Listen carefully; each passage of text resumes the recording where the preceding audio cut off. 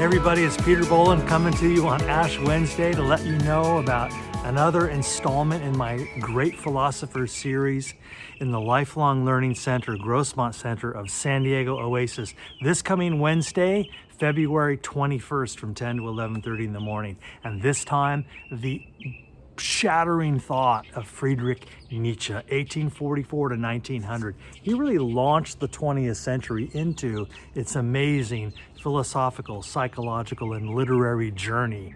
There are so many rich ideas here. God is dead, amor fati, the Ubermensch. Let's unpack all of this. I'll see you there. Hello, I'm Dr. Gina Simmons-Schneider. I'll be talking about the cognitive neuroscience of religious belief on Thursday, February 22nd, 10 a.m. at the Grossmont Center. We'll be talking about all kinds of different approaches to religious belief and where it might come from in the human brain. Thank you. Hi, my name's Aniko Macranzi, and on Tuesday, February 20th, I will be talking about the American artist Brice Marden. It is class number 1266, and you can join us live at the La Mesa location in San Diego, or you can join us via Zoom. Brice Marden came into prominence toward the end of the abstract expressionist movement and the beginning of the pop art movement, so this would be the early 60s. And his initial work comes from the minimalist and color field traditions. Later, though, he creates these paintings, these are what he's most known for, called the Cold Mountain paintings. And these are really based on calligraphy. And he gives a sense of depth in these paintings that really draws the viewer in. It's very atmospheric. Also, I think personally that there's a tremendous amount of sincerity in these works, which I think comes across. So if you can, do please join us. Thanks.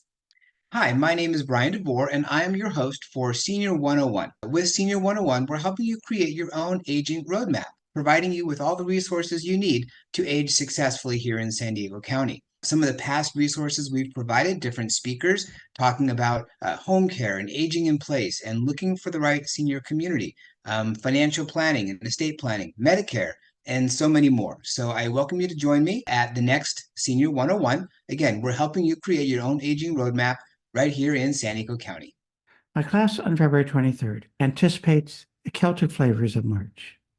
Celtic folk traditions, Ireland, Scotland, Brittany, and more are in class 1378 on Friday, February 23rd, 3 to 4 p.m.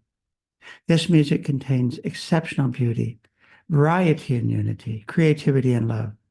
Harps, fiddles, Gaelic voices will add Celtic charm to your day. I hope you can make it. Thank you. Hi, I'm Blaine Davies. Throughout American history, our presidential elections have been marked by controversy, backroom deals, and on a couple of occasions been decided by the House of Representatives. Please join me Friday, February 23rd at 10 a.m. at the new Oasis in Rancho Bernardo. We will explore the controversial history of U.S. presidential elections, dating back to the days when only white men with property were even allowed to vote.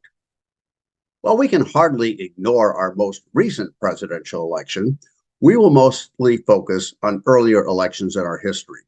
Among others, they include Jefferson versus Adams in 1800, Jackson versus Adams in 1824, Lincoln's election in 1860, and Hayes versus Tilden in 1876. These are but just a few of the presidential elections we will examine that remain controversial to this day. Hello, I'd like to invite you to a lecture about women philosophers of the 20th century. And on Friday, February 23rd, from 1 to 2:30, we are going to be talking about Hannah Arendt. Hannah Arendt was a political philosopher. She wrote about democracy, totalitarianism, and many other topics around that area. She grew up in Germany right before the Nazis took over, so she was very concerned with the political context of her time.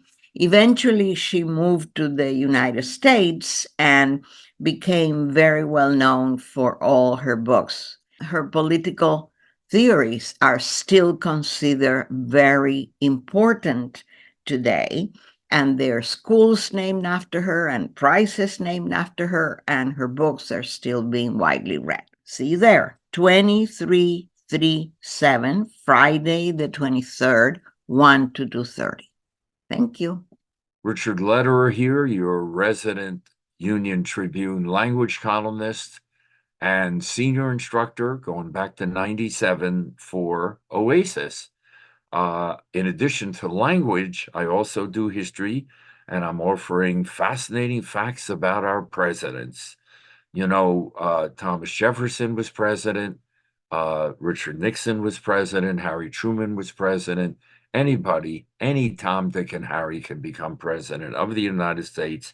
We're going to take a look at a number of them. I promise you I will be non-political, and in addition to a ton of history facts, you'll get some light comedy with it. Hope to see you there. Hi, I'm Kathleen, and I'm from the New and Notable Book Club at Oasis. Our first meeting is going to be Friday, the 26th at 1 p.m. This is our book, White Noise by Don DeLillo. And he wrote this in the 1980s. He's written about 16 books since he wrote that. He's won many literary prizes as well. He's won the Bellow Award for Achievement in American Fiction. He's won the Library of Congress Prize for American Fiction. And of course, he's on the Booker list, which is where we get our books. And in the 1980s, I don't think DeLillo could have predicted what was going to be going on in 2024, but he's pretty close. I think we're all dealing with white noise all the time in our culture. Emails coming into our box. I know I have 100 sometimes, and I don't know who they're from. Phone, computer, the advertising that comes our way. They know more about us than we do from our online shopping history.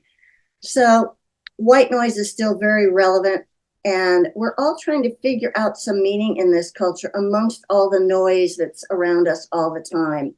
And so for this book is a perfect read and a perfect satire for our culture right now.